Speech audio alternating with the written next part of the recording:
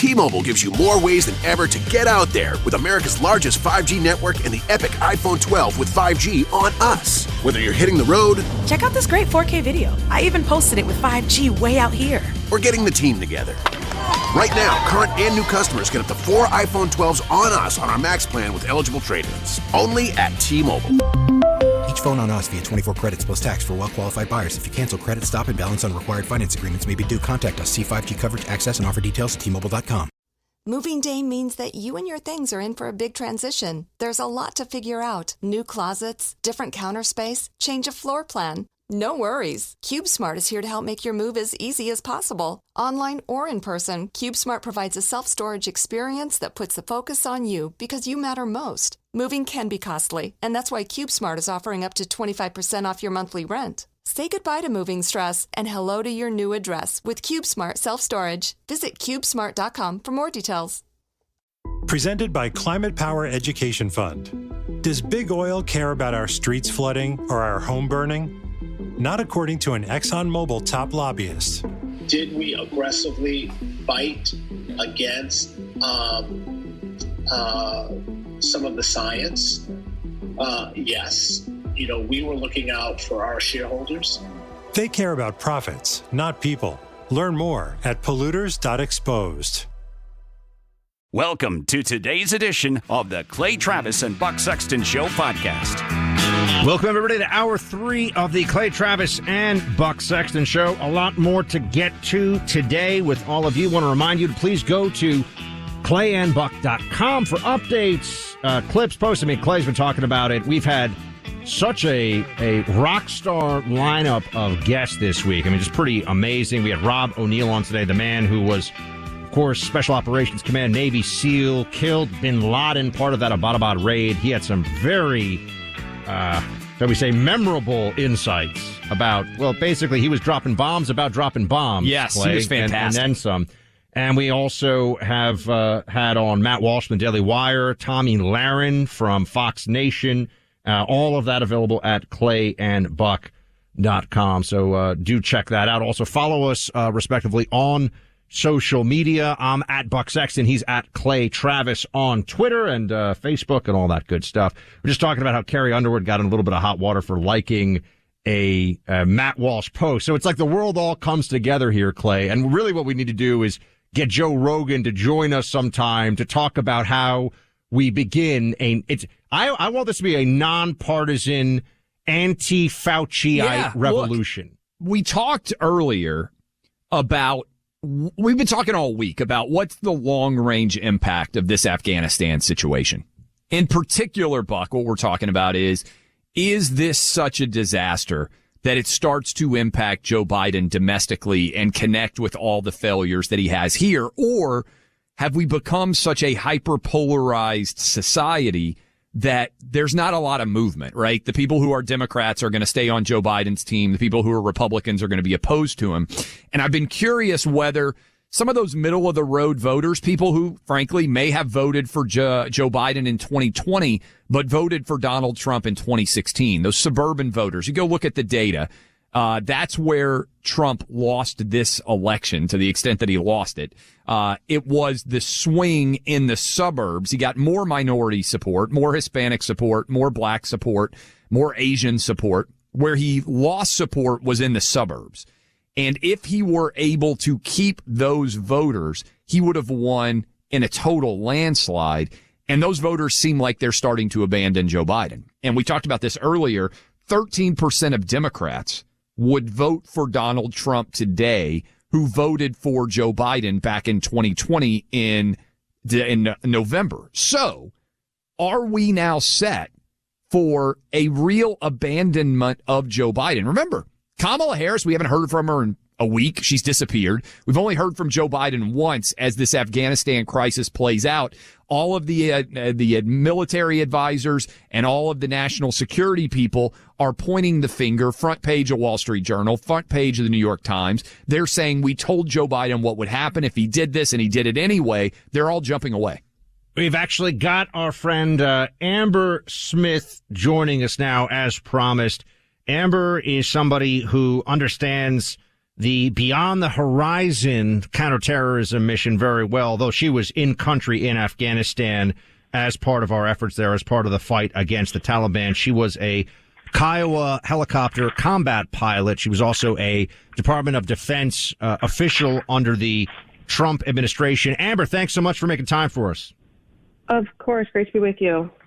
So we're hearing a lot about over the horizon or beyond the horizon counterterrorism capability here from the Biden administration. As somebody who was flying a Kiowa, understands how the aerial assets will play into this. I mean, what should people know about how that will actually work and what some of the capabilities we will have going forward, given that we've got this military withdrawal in country underway? Yeah, so when you hear over-the-horizon capabilities, it really means what aerial assets we have available to strike in country that isn't currently there. So we have, all of the best capabilities in the world to be able to continue these counterterrorism operations. We've got strike groups in the region in the Middle East. We have B-52 bombers at Al Udeid in Qatar. They're able to do long-distance strike operations in Afghanistan. Then we have multiple other air bases, UAE, Kuwait, multiple in Kuwait. So the Air Force is able to do sustained, fighter, bombing, tanker surveillance operations.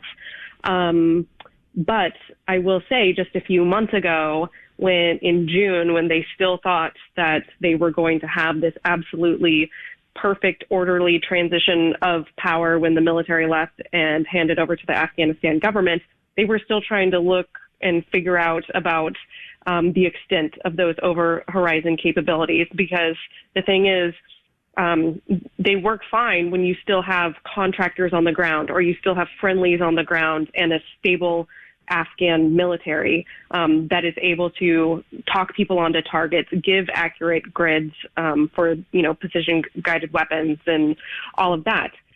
We no longer have that.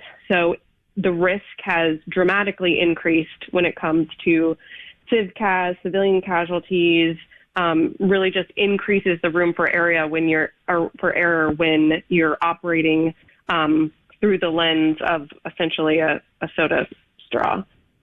Amber, I know we're still trying to figure out, thanks for coming on, this is Clay. I know we're still trying to figure out how we're going to get all of these American citizens out of Afghanistan, and it's a total mess. But you had experience over there. You've seen this happen. We've been talking a lot on the show about top military advisors and top intelligence advisors saying, we told Joe Biden not to do it in this manner. Are you surprised that speaking out is already occurring? And when and or how do we determine who should be blamed? I know that Joe Biden ultimately bears all the blame because he's the commander-in-chief. But how does this process play out in what is likely to be a long-running pointing a finger situation between intelligence agencies, the military, and the White House? Yeah, well, I think you really need to break it down into two different categories. One is the Afghanistan war as a whole and the failures that have come along with it through multiple administrations. And then the other one is the botched withdrawal. That is solely on President Joe Biden. He's the commander-in-chief, and he made that decision. When it comes to military leaders specifically focusing on this withdrawal, they are not completely not to blame. I am extremely baffled that the CENTCOM commander, General McKenzie, agreed to the plan. And this brings up another point. I want to know, was it the Joint Chiefs of Staff that drew up the plans to close down Bagram Air Base and have that as a course of action for a decision maker to go with that plan, where they closed down Bagram Air Base and really thought that they were going to be able to use Kabul Airport as a single exit point in the country in case things went bad? So while military leaders may have known some intelligence about, the capabilities of the Taliban and may have voiced them to the Biden administration, why did they move forward and agree to a plan that really put a lot of American lives at risk, as we're seeing today in terms of the security situation in Kabul?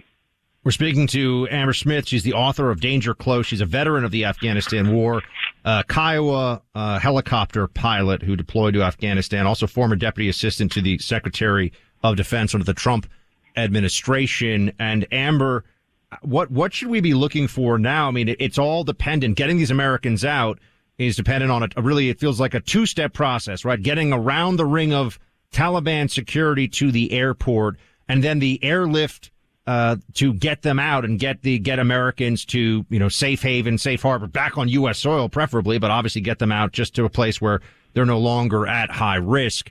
What do you expect that to look like in the days ahead? And do you have any confidence the Biden administration has the planning for that lined up properly? Well, I think in terms of getting American citizens as well as Afghans who helped the American military, getting them to Kabul airport should be the absolute number one focus right now. And unfortunately, we've seen them set up a perimeter at Kabul International Airport. But the problem is that the Taliban has set up checkpoints all throughout the city, all on the outside of that perimeter. So people who are trying to, go in through the funnels that take them into Kabul airport, they're getting stopped by the Taliban on the way. And we're already seeing, common Taliban tactics in terms of beatings with wings, just absolutely brutal, which is what the Taliban does. And so at some point, the military is likely going to have to expand outside of that perimeter in order to get these Americans and the people that worked with us out, because they're not going to be able to get through some of the Taliban checkpoints on their own.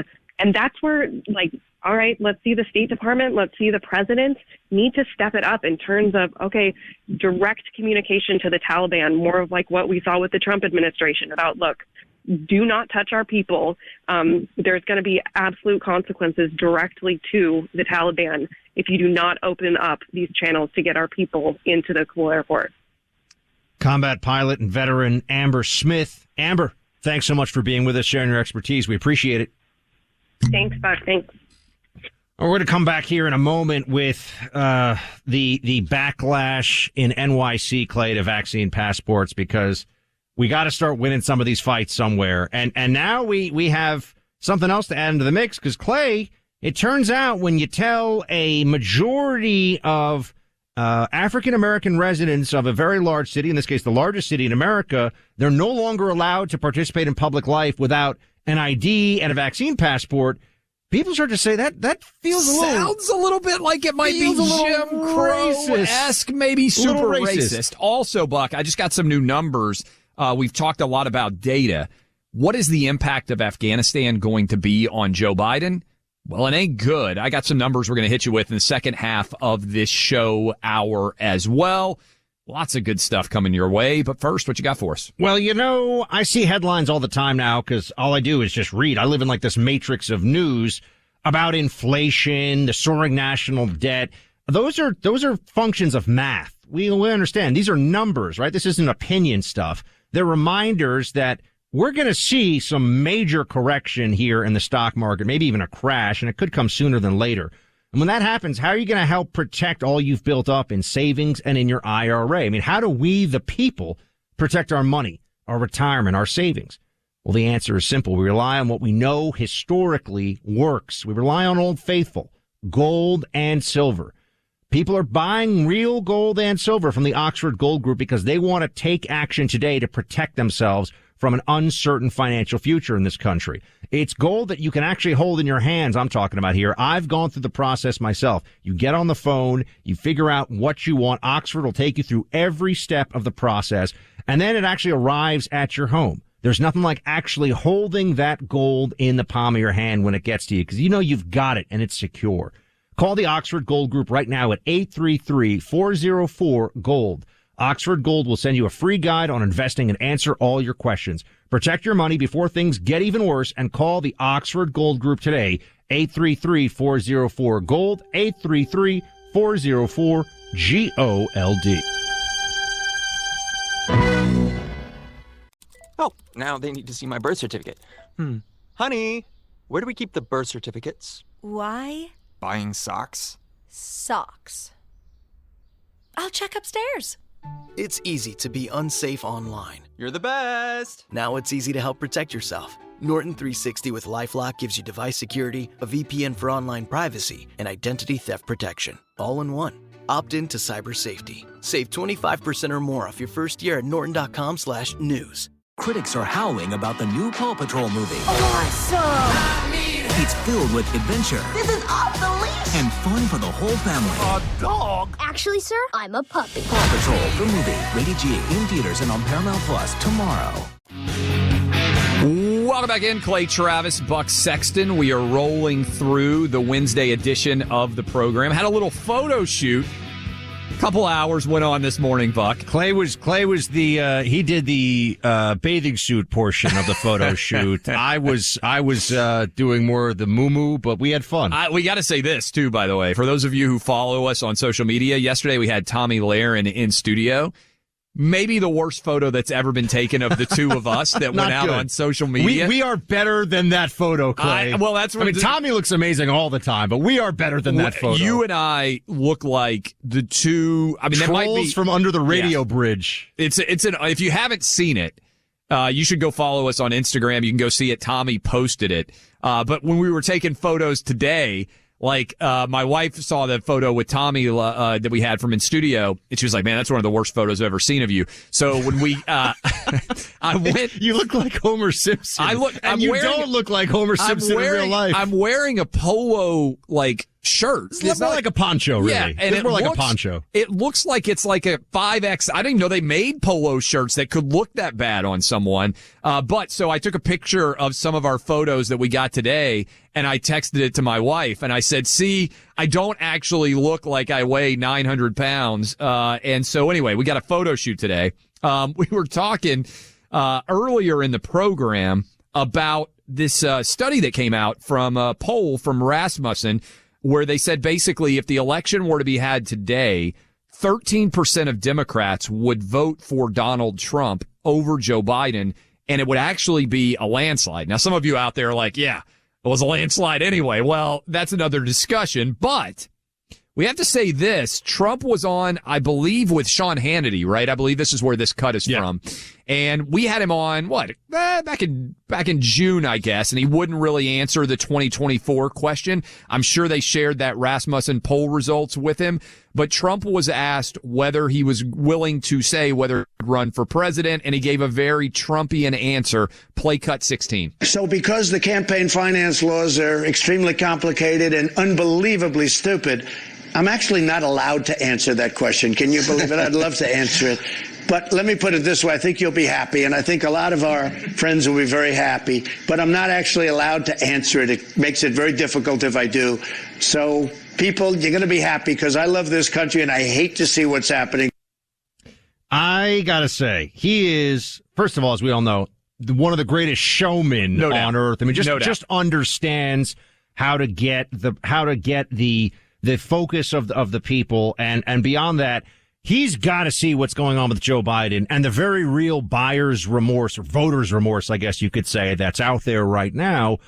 If Trump feels like he's running against a Biden that the American people have seen enough of to know what's really going on, essentially, if he believes that enough in the center, we know there are crazy libs that hate Trump more than any person in history, right? But if he believes there are enough people in the center who are coming back to reality here, and we're not in a COVID year, as you and I have talked about so many times, and the margins of victory being very small, we've discussed this a million times, but Trump's in, I think. And that's just going to be amazing in so many ways. It's going to be fantastic. I think what's so also interesting about this is, are they going to weekend at Bernie's to Joe Biden? Right? Are they going to try to run him again at 82 years old? They can't do Kamala, but they can't push Kamala aside. That's what I'm going to. If Kamala's not the nominee and Biden can't run, because look, there's no way they can drag Biden across the finish line again. I don't know. Clay, come on, they did it the first time. Yeah, but they had COVID then. I don't think they're going to be able to use COVID in 24, although who knows, maybe the Chinese will leak another thing. I don't think they can do it and win, but I think they'll try. Yeah, but if they don't, Buck, Kamala Harris, it's racist and sexist if she's not the choice. The point here is the Democrats don't have a very good bench. Whereas you can look right now, Republicans, you can say DeSantis, Tim Scott, Mike Pompeo, Trump himself, obviously. Kristi Noem, whether some people like Nikki Haley. Like, there's a roster, I think, of Republican candidates that is far better than anybody out there for the Democrats. I'm just still trying to process. It's a little, the idea that you would even suggest that Kamala Harris wouldn't be the nominee, that just feels racist and sexist. It's racist and sexist. Just even bringing this up. I know. That's the world that we live in. Media Matters is going to be all over you just racist, for bringing this well, they already up. say it. Clay Racist, Travis. sexist, Clay Travis. It goes in the racist, sexist pile. I'm arguing they have to put Kamala Harris, who, by the way, nobody's heard of, in over almost a week with this Afghanistan mess. Let's get back into all the COVID stuff in a second, but you're likely to be in the same position as most stock market investors. You want to stay on top of things, but how do you find the time? Things are changing so quickly, and you've got things to do. You got a job, you got family, you got responsibilities. So how about this? One way to stay on top of the market and make great trades is to subscribe to Carnivore Trading, the company of legendary Wall Street traders who are sharing their activity in the stock market in real time. These are stock market legends that have decided to share their trades with all of us. I'm a carnivore trader. You should be too. Now all of us, from newbies to the most experienced, can have access to these explosive trades. Carnivore will let you try their service for free for 14 days. This is your chance to see and mirror Carnivore's explosive trades in real time. Go to GetOurTrades.com, promo code USA. That's GetOurTrades.com, promo code USA. See website for terms and conditions. Past performance, no guarantee of future earning.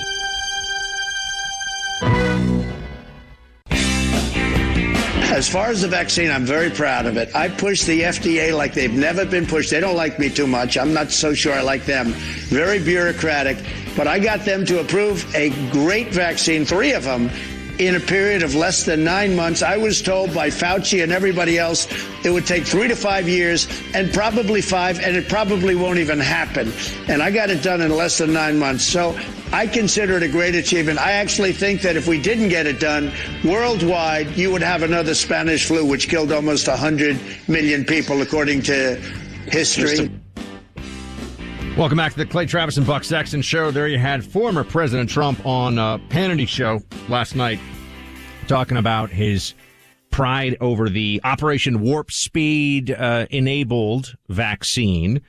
And so this is always left out when they pretend like Trump is anti-vax. He's actually has been taking victory laps about the vaccine for many, many months now. But the narrative cannot be bothered with facts, as we know, Clay. That cannot be allowed to get in the way. The narrative about natural immunity from infection cannot be allowed to get in the way of data. Just, it doesn't even have to be actual facts aren't allowed to be discussed until, as we were just talking about during the break, all of a sudden everybody has the exact same analysis of facts that we've been talking about on this show for months, which they say, oh, you can't say that, right? And then they end up recognizing what we're talking about. It goes from banned to inescapably and obviously true. It's amazing. And we're not supposed to notice when it comes to everything the lockdowners say, that transition. There's this silent transition from, shut up, you can't say that, peasant. Listen to Fauci. Listen to the science. Oh, my God. And then it's, oh, wow, you guys were right about that thing. It looks like the numbers, which is why we're going to have Berenson on to talk about vaccines are fading. This is fact. If you had said that a month ago, maybe even a few weeks ago, but a month ago for sure, certainly 3 months ago, you were a science-denying hack who wants people to die. We have the receipts, folks. We see what they say about them on CNN and on the news. Turns out that was actually true. Another place where we see the imperviousness to facts and data, the kind of things we talk about here on the show, is New York City, where, first of all, there are a lot of places. I'm going back to New York tomorrow. Tomorrow night, I'll be back in New York City. Got your brother's wedding. Got my brother's wedding this weekend. Very excited for it. Big family event, obviously. And we've got New York City now returned to a form of lockdown, really, because that's what this is, right? It's not a shelter-in-place lockdown, but it's the dystopian show your papers, please, for the vaccine lockdown, which is not just New York. It's also San Fran, Philly, New Orleans. Spreading everywhere. And here's the thing, I've said this so many times as a New Yorker to the rest of the country.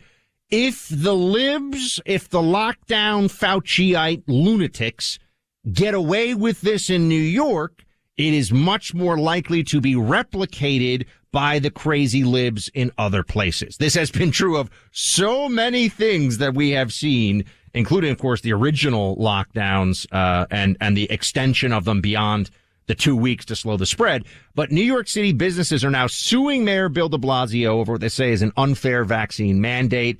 Quote, this is from the Daily Mail, "This will destroy our business." There's so much going on here, Clay. We mentioned the racism part of this in a second, which we will certainly get into. But I also just want to point out, New York hasn't recovered. A lot of these cities have not actually recovered. There are thousands of businesses closed forever. There are a lot of other, particularly talking about restaurants, venues, things like that are just limping along.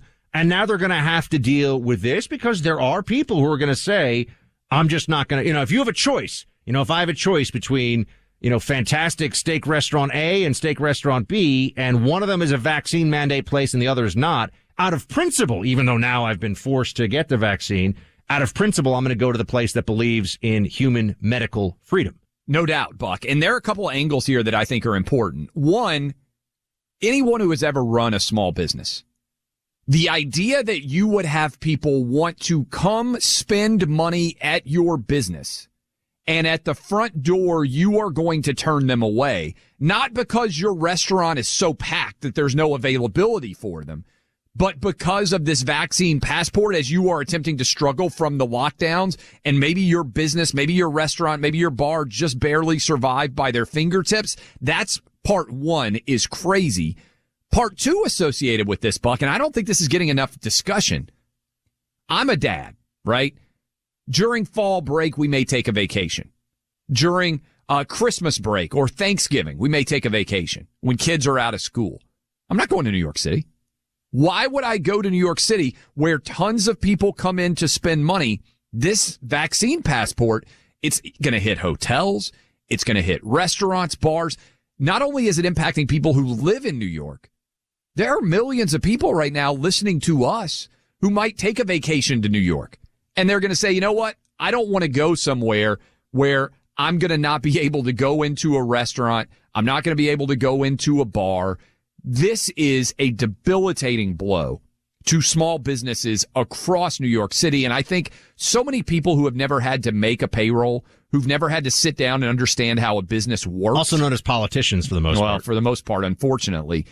Those guys have no idea what situation they are creating for small businesses that are already struggling all over New York. We never got back to normal. And that's what I think has been lost in so much of this. There's never been normal, really, in New York City. It's not normal even here in Nashville, where you get into an Uber or you go to the airport. Did you have to wear one back from dinner last night or just on the way out? Only on the way out. So the Nashville-based Uber driver made us mask up, but the Franklin, Tennessee-based Uber driver said did not. I mean, I didn't wear a mask. I don't know. He didn't say anything but he didn't about request it. It's funny where you get in an Uber can impact things. I was saying when we went to dinner last night, my fifth grader had his school meeting, got to go meet the teacher and everything else. No parents were wearing masks virtually for that meeting inside of Williamson County. If you were in other cities, maybe even Nashville, everybody would have been masked up in cosmetic theater buying in. I can't, it's a private communication, but I will say I just had a friend who's a journalist based in D.C., kind of centrist journalist, text me, and she was like, "You were right about Fauci and masks all along. I'm part of the revolution now." I was so excited. I was like, thank you. This is happening. This is important. People are finally seeing it's too nuts. They're wrong too often. That's right. Stop believing in this crap. We need to get 60% of people, right? We need to get 60% of people to buy in, look at the data, right? And some of those people are going to have to be Democrats in order for that to happen.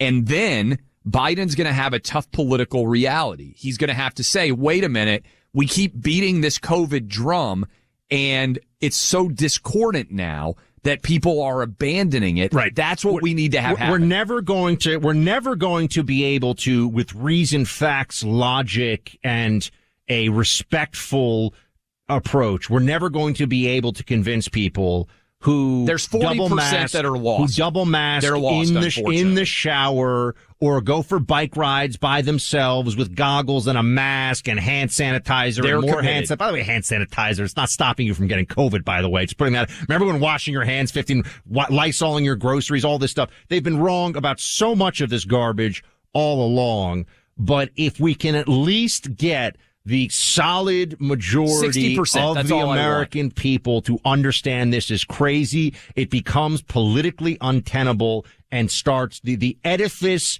of COVID lockdown madness starts to end. But it's going to require active measures. You can't just sort of sit around and say, because Clay, here's the thing. There are a lot of people who they don't get tired of this. They accept this as life. In fact, we had this that data, the data that I wanted to dive into. I even forgot we got so much to talk about here in the show. We'll hit this data to close it out. This is a good one. That's what we call a tease. Yeah, that's right. It's a great tease in the business. And by the way, no company should be able to monitor your emails, your web searches. That's your business. But you got to protect yourself, Buck. ExpressVPN will help make sure that you can use a VPN to protect yourself. That's a virtual private network. There's a lot of them, but ExpressVPN is the best. You want to make sure that they can't follow you everywhere. They'll help keep you anonymous online, and that'll keep big tech websites from having access to your data. It's why both of us are using ExpressVPN, and it's easy to sign up. Buck, what do you need to do? All you have to do to take back your online privacy with ExpressVPN is go right now to expressvpn.com/Clay and Buck. By visiting our link, you'll get an extra 3 months free of ExpressVPN service with a 1-year package. 15 months for the price of 12. It's a great deal. Again, that's expressvpn.com/Buck/Clay and Buck. expressvpn.com/Clay and Buck to protect your data today.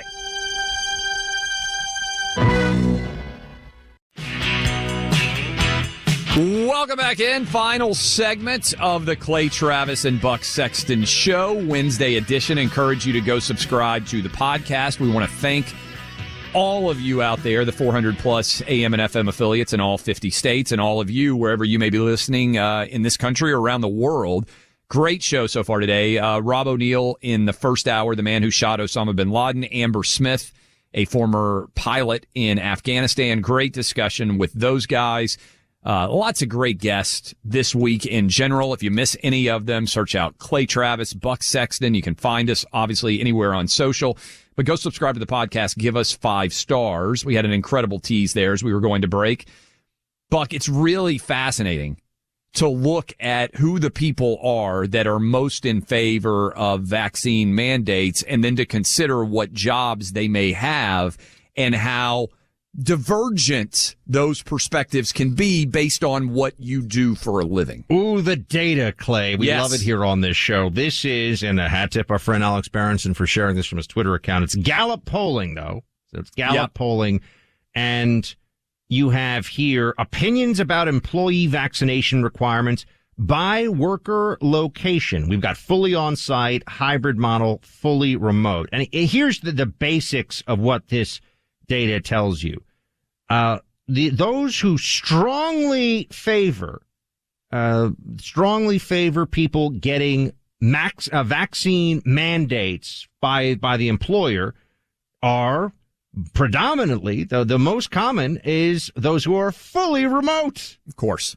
The people who strongly oppose in the highest numbers, by the way, strongly favor 44% of those who are fully remote strongly favor vaccine mandates for all employers. Okay. And fully on site, 33% strongly oppose. So when you actually break down the numbers, the basic way to look at this is that the fully on site folks are much more likely to strongly oppose vaccine mandates. The fully remote people who are at the least risk are the biggest wimps when it comes to COVID and want the most mandates and Fauciism and madness. This breaks down along the class lines that we've talked about a lot here. The basic paradigm of the COVID lockdown was the CNN and MSNBC watching, middle to upper middle class libs sitting at home in an urban or suburban area. That had virtually no economic impact from a lockdown because they could do their job just as easily at home. And ordered their Uber Eats. They could watch Netflix. And watch their Netflix, and they're fine. The people who had to show up and operate the grocery stores, the truck drivers who had to make sure we actually had food on the shelves for police, our bellies. military. They had to keep going, and they're the ones who are most likely to say, let's not be crazy with these employer mandates. The military's facing a vaccine mandate right now, which is madness. I'm having a lot of people reach out to me who say, I'm going to leave. They're facing, I believe, a dishonorable discharge if they won't get the vaccine, if they refuse to get the vaccine, which is insane to me. Yeah, and again, we're going to need to continue to talk about this because the story is going to move so quickly. But I just want all of you to think about this as we discussed earlier. As an adult, or as a person who is old enough to remember getting vaccines or shots, it's not even fair to call something a vaccine if you have to get it every year. That's the flu shot, right? And right now, the COVID vaccine, you are going to have to get a booster 8 months after you get the COVID vaccine. And the challenge here going forward, Buck, is I think what you're demonstrating there with those Gallup poll numbers, people have to be able to assess risk, right? And people who have to go out on a day-to-day basis and work facing the general public, interacting, they understand how impossible it is to hide from a virus. People who get to stay in their home and they write on a computer for a living and they are involved in technology and they don't actually have to see anybody face to face, they mistakenly think that that is a world that everybody can embrace. The guy who works at the gas station or the girl who's working out at the grocery store, they don't have that luxury. But the remote elites, if you will, because being able to work remote is a huge privilege. The remote elites who are big believers in the CNN Fauciite obsession, they also like it because they feel like they're doing their part, which is just a pseudo humble way of telling everybody they're in the fight to defeat COVID. That's right. They're so smug, sitting at home on their couch, watching CNN, having their pad thai, which I love too, by the way, delivered to them at home. You overlap with a lot of these people. I'm just saying, I just don't watch the CNN and do the smug virtue signaling. I do love the delivery food. But nonetheless, this is the reality of it, that people that were not affected by it and felt like they were able to continue on with many aspects of their lives.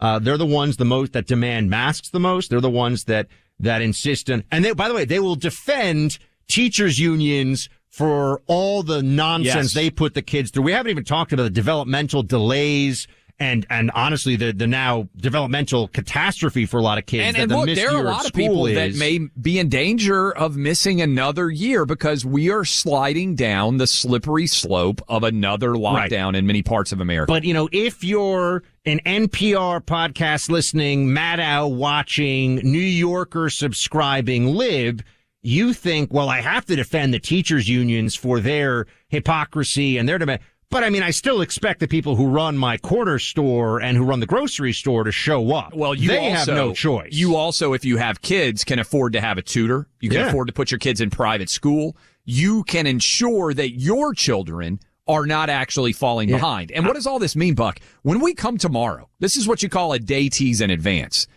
The impact of Joe Biden's disastrous leadership is becoming very real. The numbers reflect it, and we're going to share it tomorrow, and it ain't pretty. People are realizing not only did they push out confused old Grandpa Biden here and pretend like we couldn't all see the decline in Biden, but also the whole bill of goods, the whole what we were promised we'd get if he were president.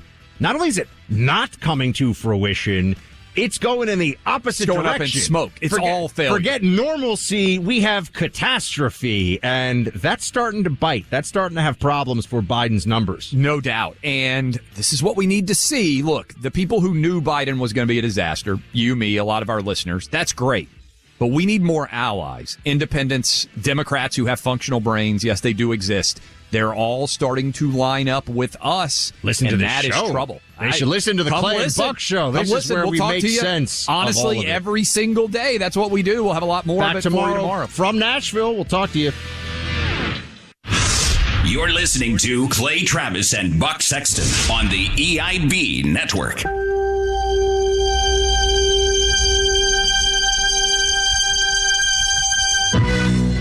This isn't just any day. It's the day. The day you welcome new people to your team, or welcome an idea that changes everything. Wherever your day takes you, Comcast Business can help. With a network that can deliver gig speeds to most businesses, Comcast Business Security Edge to help protect your connected devices, and expert support 24/7. Every day in business is a big day. Comcast Business will keep you ready for what's next.